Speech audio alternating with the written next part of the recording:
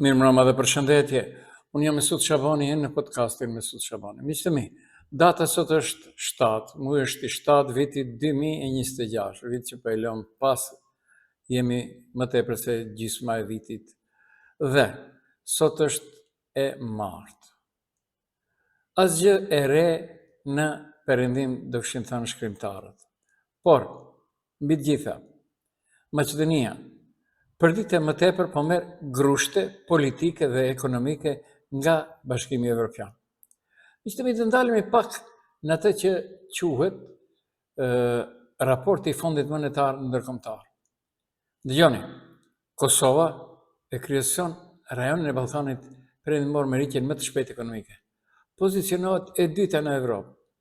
Dhe edhe Shqipëria lë pas Maqedoninë e Veriut. Pra, Malta është e para me 3,96, e dyta është Kosova me 3,95%, e katërta është Ukraina me 3,78%, e pesta është Serbia me 3,52%, e gjashta është Moldavia me 3,5%, e shtata është Shqipëria me 3,19%, dhe e nënta është Maqedonia e Veriut me 3%. Gjitha të lëvdata, gjitha të nuk duroheshin, do e lëm Mickovskin dhe Nikolovskin atë punë kanë ata. Janë dy njerëzit e parë të shtetit. Por, çuditësha me vleni. Askund si parti politike, as një premtim, dhe ata thoshin, po, ne jemi të parët në Ballkan në region. Okej. Atëherë, para se të hyjmë në atë që unë do i kisha quajtur një debat apo monolog i imi për disa gjëra këtu në Maqedoni, ta dëgjojmë se çfarë thoshte para disa kohësh Mickovski. 6 земји во регионот и е со право за најголема буџетска поддршка од Европската унија, изјави денес премиер. Македонија има најдобри економски резултати од 6 земји во регионот и е со право за најголема буџетска поддршка од Европската унија, изјави денес премиерот Христијан Мицкоски, потенцирајќи ги економските резултати во државата, но и деструктивното однесување на опозицијата. Атмосферата во опозицијата е една специфична и како резултат на таа специфична атмосфера понекогаш имаме во текот на денот различни ставови за една иста тема, а понекогаш дури и тие самите се доведени во ситуација да се демантираат во текот на денот. Според Мицкоски, фактите се следните. Фактите се дека рековме дека од последни во групата Западен Балкан 6 ќе бидеме први, се зафативме со жестока работа веднаш по завршувањето на локалните избори и еве веќе во оној јануарски извештај ние сме први. Сега следи јунскиот извештај на крај од јуни. Имаме интензивна комуникација со господинот Гертјан Копман. Работиме сите портфолија во рамките на владата и очекувам оваа позиција да ја потврдиме и сега после јунскиот извештај и овие 31 милион кои што се директна буџетска поддршка на крајот од годината да се приближиме до бројката 100.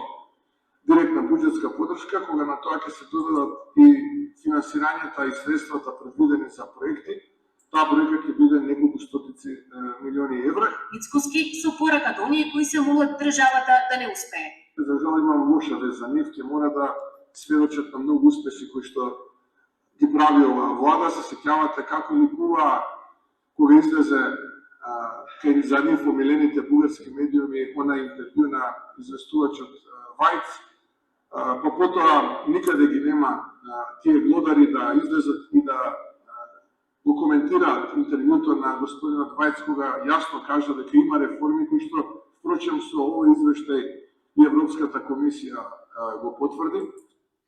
Po pra, ndërsa, raporti i Fondit Monetar Ndërkombëtar tregon krejt diçka tjetër.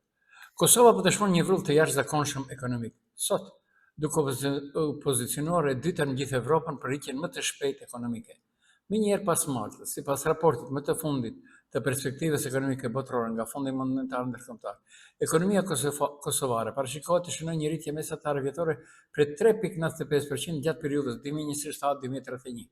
Kjo shifër e lartë vendosi Kosovën bindshëm në krye të regionit të Ballkanit dhe bën atë njërin nga motorët e pak të zhvillimit të shpejtë në një kontinent që aktualisht po vuan nga rritja mjaft e ngadalë. Pra, Kosova lë me këtë nivel të rritjes gjitha shtetet thinje me një diferencë të dukshme. Serbia rënditet pasaj me një parashikim rritje prej 3,52%. Shqipëria pritet të zgjerohet me 3,90%. Ritme edhe më të ulta parashikohen për Maqedoninë e Veriut me 3%. Malnezi me 2,98%, Bosnjë e Hercegovina me 2,94%. Pra, gjithandaj, sipas Fondit Monetar Ndërkombëtar, kjo çrrim mbretërisë e Kosovës është kryesisht e udhëhequr nga kërkesa e fuqishme e brendshme, e cila mbetet jashtëzakonisht e qëndrueshme. Një rol jetik në këtë drejtim luan diaspora kosovare e përqendruar masivisht në shtetet si Gjermania dhe Zvicra. Dhe kur jemi te kjo, unë do të bëj një krahasim sot mjaft interesant me cilin jo kam qeshur, po edhe lotët më kanë shkuar nga të qeshurit. Çfarë krahasimi total? Sepse ju nuk e dini dhe s'është me rëndësi ta dini se unë ku kam jetuar. Mirë po, në një situatë kur në Ministrinë e Punëve të Brendshme është përdorur ujë rrugova, dhe kam qeshur dhe për atë dhe çfarë kam unë lidhje me ujë rrugovën? Si s'kam lidhje? Unë kam jetuar në Prishtinë 20 vite. Pronari i ujë rrugovës është Visar Kelmeni, shoku i shkollës, klasës. Dhe është një ndër biznesmenët më të aftë që ka Kosova. Ka qenë edhe drejtor i Elektro Kosovës dhe ujë rrugova në Maqedoni është përndan Dauti Commerce. Hallalli qoftë Dauti. Pra, shoku im i klasës, i shkollës, është pronari i asaj. Dhe pse drejtori është djali i tij është Kroni, por s'ka lidhje. Pra, dhe më është qeshur, mezi se ka deportuar. Unë i kam pyetur këtyre ditëve shumë këta që ka dhe 2-3 firma të tjera shqiptare që bëjnë importin e ujit të pijes nga Shqipëria. Mos dëmtojnë njëri tjetrin. Më ka thënë njëri prej tyre, ish bashkëpunëtori im i radios. Jo, as pak. Më keq e kanë ata që janë në manastir, Pelisterka, Kozhufshanka, kështu me radhë se sa ne, sepse atyre u kanë hitash në biznes ujrat shqiptarë nga Kosovë dhe nga Maqedoni, nga Shqipëria. Pra, nuk kemi as pak dëm, përkundrazi jemi ne ata të cilët kemi deportuar. Pra. Dhe merrni në mend, kur shteti merret me një ujë pije, ku ka mri Maqedonia. Pra, biznesi privat është mbi gjitha, pra edhe Kosova shumë përpara. Unë uroj Visarit dhe familjes së tij nga Prishtina suksese dhe më të mëdha në shumë çka tjetër, sepse di se merren edhe me prodhimet e qumshtit, kohët e fundit. Dhe ka ardhur mirë që ja po komentohen shokët e mi. Okej, kjo ishte vetëm se pse kam reaguar sot lidhur me këtë ujë, dhe ka ardhur mirë që kam reaguar për shkak se ujë vërtet ja vlen ta pini ujë rrugovën. Asnjë reklam, asnjë para, askur gjë s'kam marrë. Thjesht shoqëria e shkollës së mesme në gjimnazin e Prishtinës, i vëlluari para së kohë tash Sami Frashi. Pra, unë vazhdoj më tej, Maqedonia askund nuk është. Të dëgjojmë se çfarë thoshte aso kohë, para një muaji e tepër, Bekim Sali.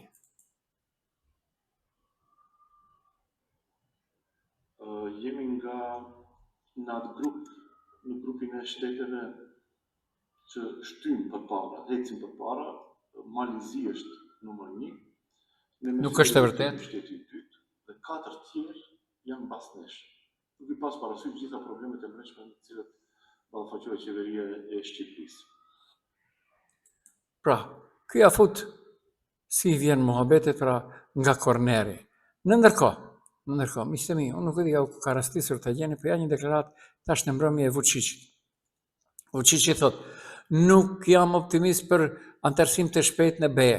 Mirë po, është e pa kuptim Serbia nëse bëhet anëtare, nëse me të nuk janë bashkë Maqedonia dhe Bosnja e Hercegovina.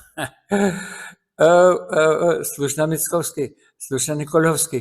Ky Nikolovski është ai i cili luan rolin e Gebelsit në qeverinë e Mickovski. Pra, ky është më antishqiptari për shkak se asnjë investim. Dhe kur bëhet fjalë kohëve të fundit lidhur me investimin që duhet ta bëjnë në letër HPRH, lidhur me atë që quhet projekti më i madh në Maqedoninë Perëndimore, sepse shumë problematike do jetë korridori 8, shumë problematike do jetë, pra atë që quhet rruga Shkup-Llaç. Unë ju e dini se mbahem shumë i mençur dhe kam reaguar sot me një shkrim dhe do lexoj atë shkrim se vërtet pse mbahem i mençur. Por në ndërkohë ka pasur përplasje lidhur me këtë autostradë e cila vërtet do jetë shumë interesante. Merrni mend, për 4 vite flitet se do ndërtohet. E pse 10 kilometra? Pse për 4 vite? Sepse sipas asaj që kam unë informata nga opozita shqiptare, nga deputetët e opozitës, disa jo krejt, se me këta paratash që do hudhen për fondin e autostradës Shkup-Llaç për të 24 vite, Maqedonia e Veriut do mbuloj pikat e saj të dobta, siç ka filluar Nikolovski duke bërë manastirin qytet, edhe pse s'ka njerëz, edhe pse çdo gjë. Pra, autostrada Shkup-Llaç ka ndezur për plasjet politike, vlen dhe vëdej për plasjet për meritat e projektit. Ta në gjë. Zëvendës Ministrja e Transportit, Kaltrina Zekolli, tha se me nënshkrimin e kontratës prej rreth 200 milion eurosh për financimin e pjesës së dytë të autostradës Shkup-Llaç, projekti më në fund po hyn në fazën e realizimit. Ai akuzoi qeverinë e kaluar se e kanë përdorur këtë projekt vetëm për premtime zgjedhore, ndërsa tha se gjatë mandatit të Blenit janë krijuar kushtet për zbatimin e tij. E premtuan në vitin 2008, e përsëritën në vitin 2011, 2014, në vitin 2017, 2020 dhe sërish në vitin 2023. Pas gjithë këtyre premtimeve, qytetarët panë vetëm rreth 2 kilometra rrugë. Për Blenin, patriotizmi matet me punë. Pas shumë vite shpritje, rruga Shkup-Llaç më në fund kalon nga premtimi në realizim. Ky projekt hap një kapitull të ri për lidhjen me Kosovën, për qarkullimin e qytetarëve, për bizneset, për mërgatën dhe për zhvillimin ekonomik të rajonit.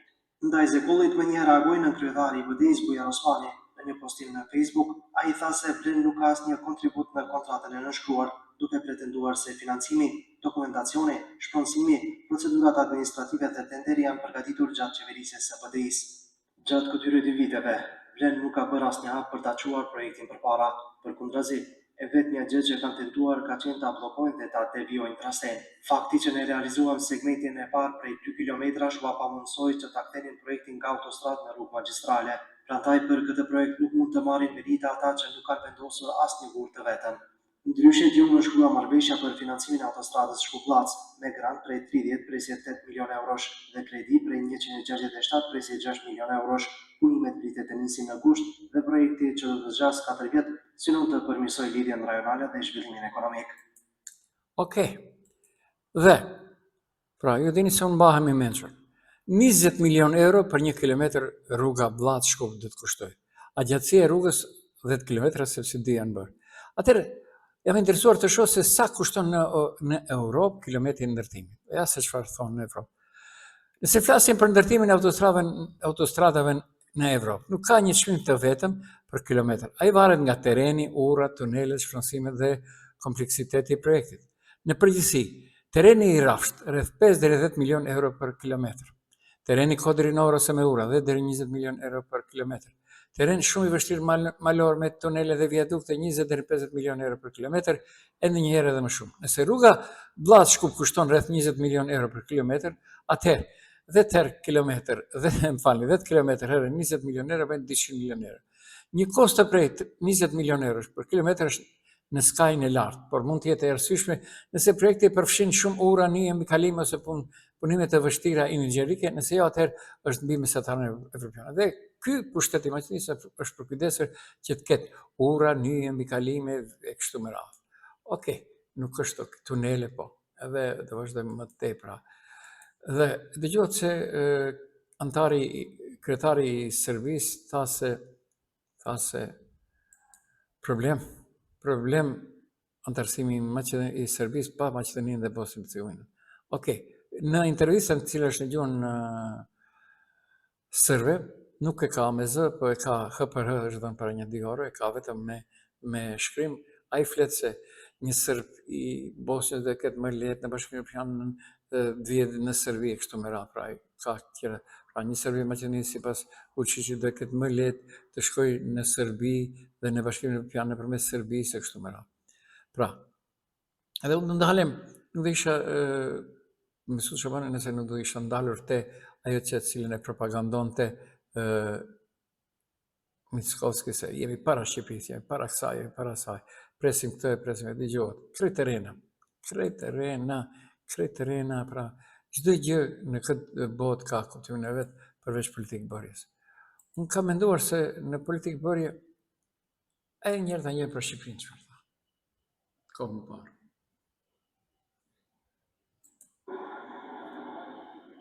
и потоа да добиеме ново вето и повторно па видете да ги направиме уставните измени најдобри.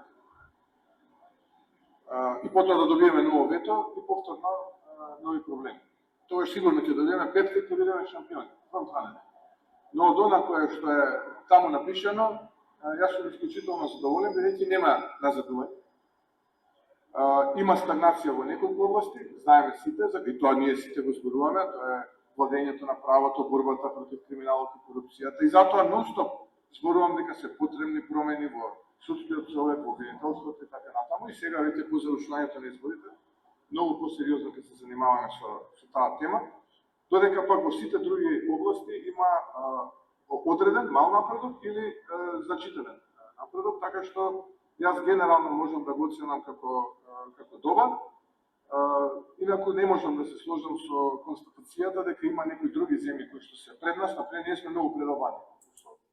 Po pra, një dy nguceshin me Shqipërinë, dhe ndodhit që janë duke ndodhur në Shqipëri, pra askush nuk mund të më bindë se këta veç dinin diçka, se dikush i pregadit. Pra, gjithë të deklaratat të dhëna nga qeveritarët e Maqedonisë se jemi kështu, jemi ashtu, pra përfunduan krejt diku tjetër. Tash në mbrëmje ka dalë deputeti i Lëvizjes Vlen Bekim Qoku, i cili ka thënë se problemin është me rëndësi që diaspora të votoj pa dallim formën e votimit, pra nuk është rëndësi dhe jetë mënyrë elektronike e kështu me radhë. Por, ka reagime mjaft interesante lidhur me atë se për një njësi zgjedhore. Pra, nuk ka kaluar sot propozimi i qeverisë, vëmëreja pas ka dalën me propozim të ri, dhe pse të gjithë pajtohen në një gjë. Të gjithë pajtohen në një gjë që të jetë një njësi zgjedhore, mirë po, sipas gjitha gjasave, listat e hapura prapë i cakton partia. Deputeti i Lidhjes Shqiptare Ilir Dauti ka akuzuar Vlenin dhe Bëdhin se sipas saj me veprimet e tyre po i shërbejnë VMRO-DPMNE-s te kodi i ri zgjedhor, pra, i cili përjashton shqiptarët e diasporës. Pra edhe njerë, deputeti i Lidhjes Shqiptare Ilir Dauti ka akuzuar Vlenin dhe Bëdhin sipas saj me veprimet e tyre po i shërbejnë VMRO-DPMNE-s në procesin e miratimit të kodit të ri zgjedhor. Ai pretendon se ndryshimet e propozuara do të pamundsojnë shqiptarët e diasporës votimin elektronik ose me postë edhe në zgjedhjet lokale, duke ndikuar drejt për drejt në rezultatet zgjedhore në disa komuna. Nuk është okay, por unë vazhdoj më tej. Qeveria sot ka dalë me një deklaratë mjaft interesante se në Brvenic, ku para disa një javë tepër ndodhi një vdekje kryetarit të komunës natyrore, kryetarit të komunës së Brvenicës, ka dalë me deklaratë se do mbahen zgjedhjet dhe atë shumë shpejt.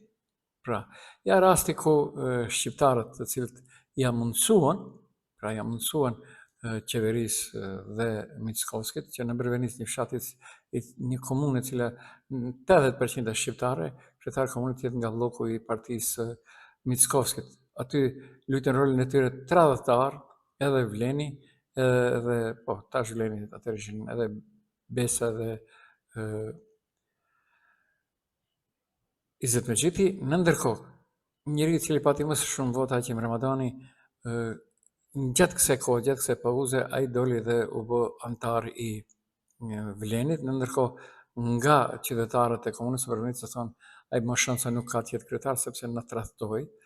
Pra, është kohë e fundit që në mos i pavarur atëherë të gjendet nga një parti tjetër ndonjë njeri i kapshëm, po jo nga Vleni, i cilët do t'i bënin shërbim VMRO-DPMNE-s. VMRO-DPMNE më nuk ka shans atje të zgjedhë sepse kryetari i ndjerë i Brvenicës kishte kontakte dhe ka bërë disa rrugë dhe gjëra të tjera në fshatrat shqiptare, kështu që kishte fitë edhe një pjesë të besimit të shqiptarëve. Mirë, për kësaj radhe VMRO është kapur në flagrancë, nuk ka këtë kandidoj HPR, vetëm VMRO mund të japë përkrahje në një shqiptari të zgjedhur nga Vleni.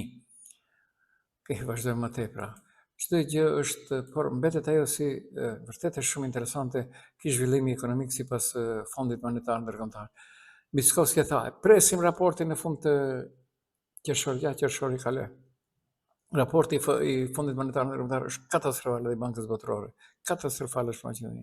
Pra Kosova është me 3.95% rritje, Ukraina me 3,75, Serbia me 3,52, Moldavia me 3,5 dhe Shqipëria me 3,19, e pas Shqipërisë është Maqedonia, ndërmjet Shqipërisë dhe Maqedonisë shumë bota, Maqedonia është me 3,0, pra 3%. Pra. Lavdrata vetëm kot për të mbyllur syt opinionit, pra e qeverinë edhe ashtu është mashtruese.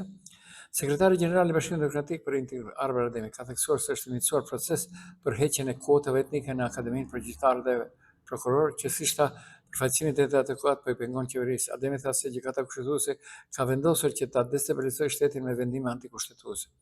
Në gjykatën kushtetuese, në proces sipër është edhe lënda për heqjen e kuotave etnike nga Akademia për Gjyqtarë dhe Prokurorë, pra përfaqësimi i drejtë dhe adekuat në Akademinë për Gjyqtarë dhe Prokurorë i pengon kësaj qeverisë dhe kanë gjetur institucionin parapolitik që nuk pyet për kushtetues, nuk pyet për lidhje se çfarë vendimesh duhet të merren, ka thënë Arber Ademi deputeti. Unë pajtohem pjesërisht me atë, sepse BDI ishte në pushtet dhe nuk bëri asgjë një pjesë të fajit lidhur me Akademinë për prokurorë dhe gjykatës e ka dhe BDI. Por tash si duket dal nga dal ata po kthjellohen, mirë po nuk është se po kthjellohen, po është se e kanë vërejtër se një realitet tek ndryshe po zhvillohet në Maqedoninë tek votuesit shqiptar. Ndërsa BDI dega në Tetov, fton për protestë kombëtare në Tetov, mos e le pa dal me datën 11 muaj 7 2026 të shtunën ora 20, sheshi Iliria deri te komuna e Tetovës, pra. I fton qytetarët e të gjitha ngjyrave politike dhe të papërcaktuarit politik që të bashkangjiten kësaj proteste, ku ka të bëjë edhe për emërtimin e rrugëve dhe shumë çka tjetër. Është okay për unë vazhdojmë atej, pra këtu parafasisht. Por ajo që veç shoh është lajm numër 1 është raporti i Fondit Monetar Ndërkombëtar, Kosova kryeson regionin. Mirë, e vërtetë atë që thash pak më parë, merrem do pengon një ujë pirje që mba emrin Rrugova.